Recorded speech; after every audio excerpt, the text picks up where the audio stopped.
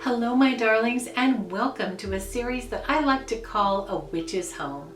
In each episode I like to share a glimpse into my witchy home and practices. In this video I'd like to share with you my altar to honor the dead. Let's do some magical crafting. But before we do, just a quick disclaimer. I'm happy to share a peek into my home and practice.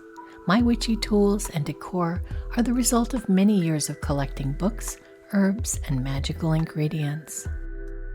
I've spent years crafting magical recipes and decor for videos on this channel. It's not necessary to own these items to practice magic. Everyone's practice looks different. Yours does not have to look like mine.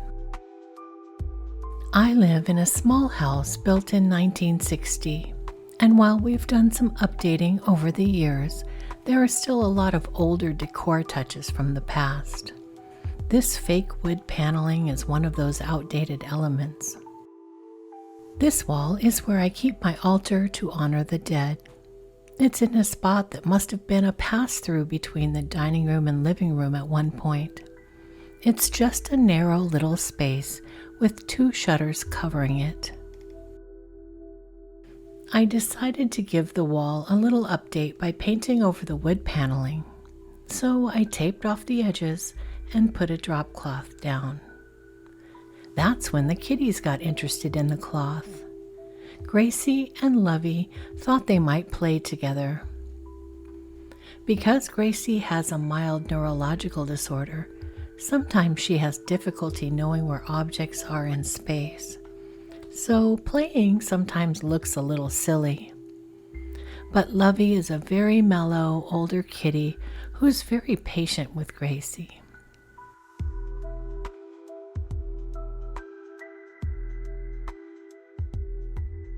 I decided to go with an interior paint called Olive Black. It actually turned out to be more of a matte, greenish gray that almost looks gray-blue in the later part of the day.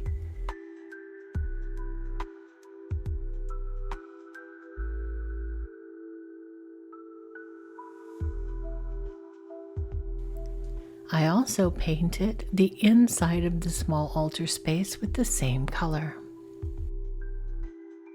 While the paint is drying, and before I decorate the altar space, a quick word from this video's sponsor.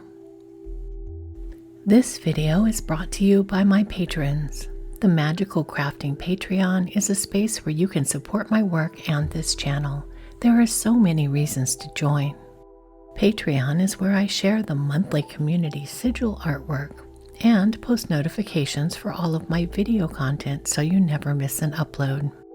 Each month I post reminders and links for my art livestream, my crafting livestream, and my monthly Plan With Me livestream so you never miss a chance to hang out and craft with me. You can participate in polls and give feedback about what you'd like to see on the channel, and there are lots of rewards every month. Each month I create and share a printable monthly mood board and digital wallpapers for your phone and tablet. I post a set of 4 printable planner sticker pages with a new monthly color scheme and theme. And I share a printable Book of Shadows page for my patrons. And all of my patrons have access to the large library of my earlier pages as well. In the higher tiers you can become a pen pal or sigil spellbag patron, and a new reward tier is in the works and coming soon. There are so many reasons to join my Patreon community. I hope you'll visit at the link below the video. Once all of the paint had dried, I removed the painter's tape, and then I added 2 wooden candle sconces, one on each side of the altar, along with 2 ivory pillar candles.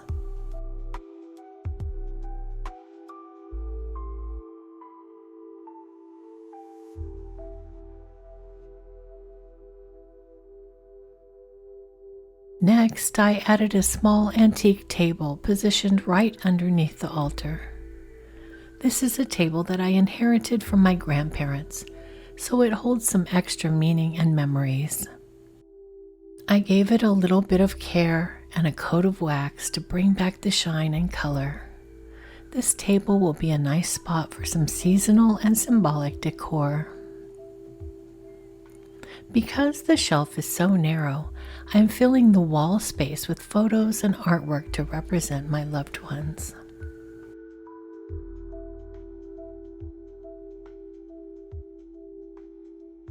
I'm also adding mementos that represent the person's hobbies and careers, such as a billiard table painting, a small abstract art piece, and my father's passport because he loved to travel.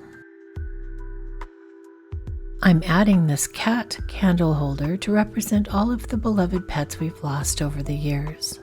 Some of their photos are included on the wall as well. I'm calling this an altar to honor the dead rather than an ancestor altar, because it serves to honor those who have passed beyond the veil, who I'm both related to as well as extended family members by marriage and beloved pets.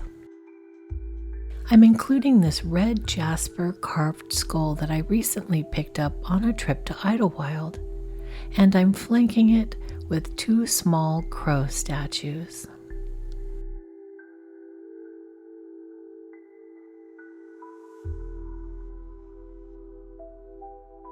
I'm also adding this little spell jar filled with whiskers and glitter and sealed with wax.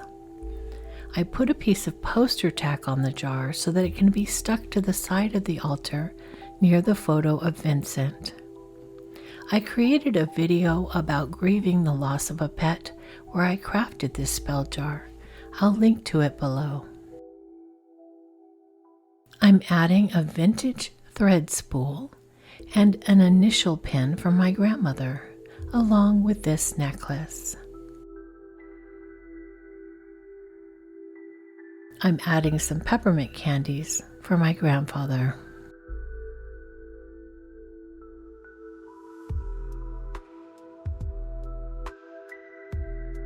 I included a small ceramic cup filled with salt on the altar. Salt is a cleansing and protective element, and this also provides a place to put a stick of incense. I light the candle, and the altar is done.